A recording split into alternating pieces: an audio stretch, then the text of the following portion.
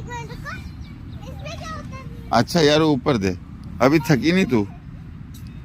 यार मेरी बात सुन, इतनी देर से तू आई है और एक्सरसाइज किए जा रही, ना तू थकती है। मुझे कोई और भी काम है। मैं थक तो गई हूँ। अच्छा थक गई है? इससे मैं तब नहीं उतरूंगी, इससे तब आप मुझे पानी नहीं पिला देना। अच्छा पानी जाके पिलाऊं? पानी तो फिर गाड़ी जाके पीना पड़ेगा या उधर बाजार पे चलते हैं।